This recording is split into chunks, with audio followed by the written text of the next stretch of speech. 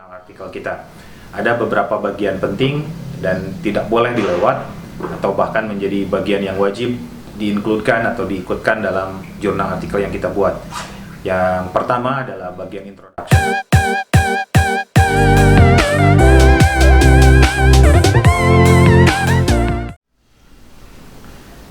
Assalamualaikum warahmatullahi wabarakatuh. Kali ini di video ini saya akan membahas tentang penulisan jurnal artikel atau artikel ilmiah. Ini artikel ilmiah adalah format yang sering digunakan oleh beberapa publisher dan sudah menjadi patokan umum ketika kita akan mempublish jurnal artikel kita.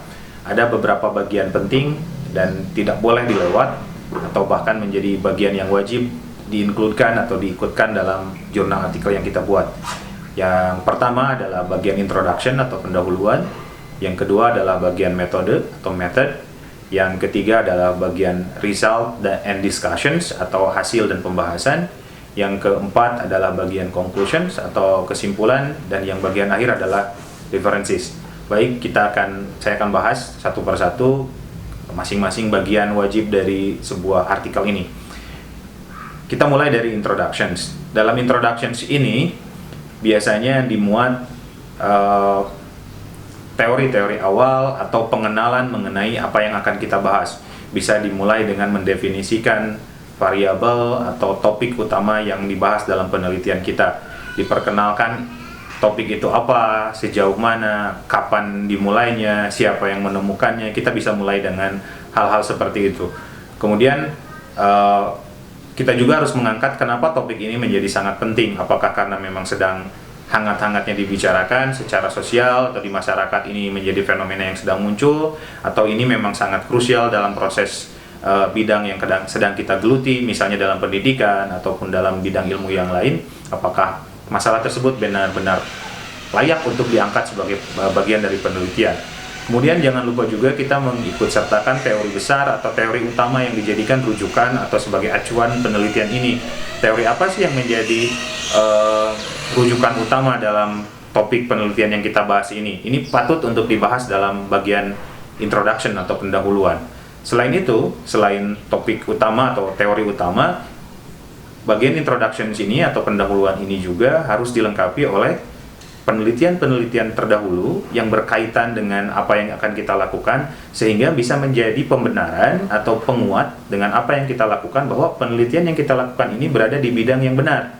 Dan banyak orang yang meneliti, banyak orang yang sudah berusaha mengkaji hal tersebut, sehingga ini juga memperkuat posisi penelitian kita. Topik tersebut bisa menjadi topik yang dianggap researchable atau layak teliti, sehingga orang pun bisa membaca dan mau membaca penelitian kita dengan baik. Dan yang terakhir dari komponen yang harus ada dalam sebuah introduction atau pendahuluan itu adalah gap. Gap ini adalah kekosongan apa sih yang ingin kita isi, atau kekosongan apa sih yang ingin kita jawab dari penelitian-penelitian terdahulu. Misalnya kalau penelitian terdahulu membahas tentang bagian A, B, C, D-nya, kita bisa mengisi kekosongan itu yang belum menjadi kajian dalam penelitian sebelumnya, sehingga gap tersebut bisa menjadi potongan puzzle yang melengkapi pemahaman orang terhadap masalah yang dikaji secara keseluruhan. Penelitian sebelumnya membahas A, B, C, sampai D, kita bisa mengkaji dari E, F, dan seterusnya, sehingga ketika orang membaca berbagai penelitian di bidang tersebut dan menemukan beberapa sumber, salah satunya dari penelitian sebelumnya dengan penelitian yang kita sedang laksanakan atau sudah lakukan, mereka bisa menemukan pemahaman yang lengkap mengenai topik yang dibahas tersebut. Di bagian yang kedua, yaitu kita masuk ke metode. Yaitu di sini, di bagian ini, peneliti atau penulis harus menjelaskan tata cara, langkah-langkah yang dilakukan ketika proses penelitian ini dilakukan. Hal ini untuk memvalidasi atau membuktikan bahwa apa yang dilakukan dalam penelitian ini sudah mengikuti tata aturan yang benar atau mengikuti framework yang sudah ditetapkan dan disepakati bersama, sehingga tingkat kevalidan atau kepercayaan penelitian ini menjadi lebih bagus lagi. Artinya langkah-langkah real, langkah-langkah yang ditempuh, instrumen yang digunakan, proses analisis yang dilakukan, ini dijelaskan secara baik sehingga orang bisa mengikuti langkah-langkah tersebut. pada dasarnya akan mirip seperti tutorial ketika kita menjelaskan dari A sampai Z sebuah proses dilakukan.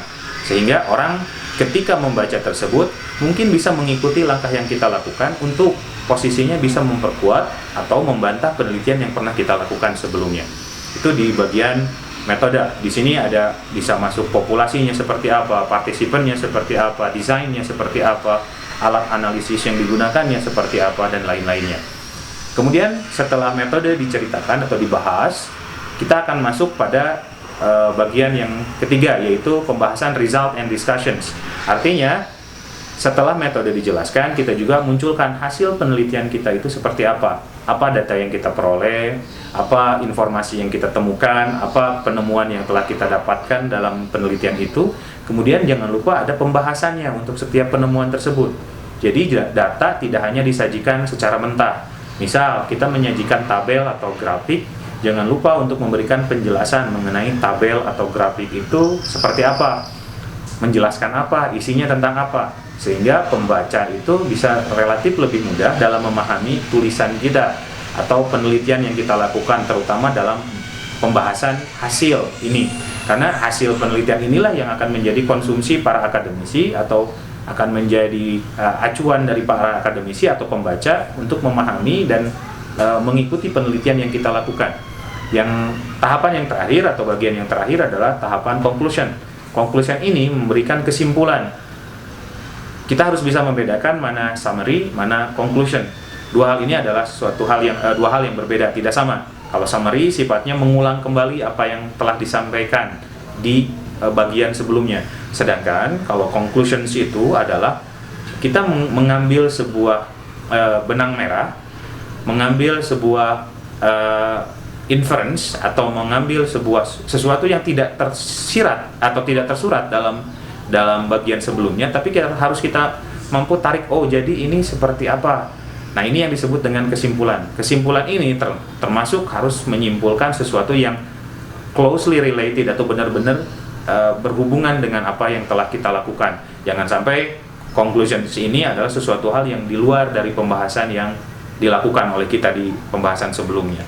Dan bagian yang terakhir adalah harus mengandung adanya references atau kajian pustaka atau daftar pustaka. Daftar pustaka ini adalah menuliskan sumber-sumber yang kita jadikan rujukan, yang kita tuliskan tadi kebanyakan mungkin di bagian pendahuluan, karena di bagian pendahuluan tadi harus memasukkan teori-teori yang ada sebelumnya, penelitian sebelumnya. Dan references ini sifatnya harus mengikat, artinya apa yang ditulis di teks, apa yang ditulis di pendahuluan, apa yang dikutip di pendahuluan itu sumbernya harus benar-benar tertera di bagian references ini. Bagian references ini ada berbagai jenis format yang bisa kita ikuti, ada APA, ada MLA, ada Chicago dan sebagainya. Yang jelas kita harus bisa memahami, biasanya kebanyakan informasi yang tertulis adalah nama penulis, judul buku, tahun penerbitan, halaman, penerbit, kota terbit, dan sebagainya. Ini termasuk hal yang penting dalam proses penelitian, karena penelitian itu sejatinya adalah bentuk sebuah tulisan akademik. Tulisan akademik maka harus ditunjang oleh sumber-sumber akademik yang berkualitas, artinya dapat dipercaya. Nah, kualitas-kualitas sumber ini yang tertera di references ini akan memperkuat posisi tulisan kita atau keabsahan tulisan kita untuk dibaca oleh orang lain. Demikian pembahasan tentang penulisan artikel ini. Terima kasih.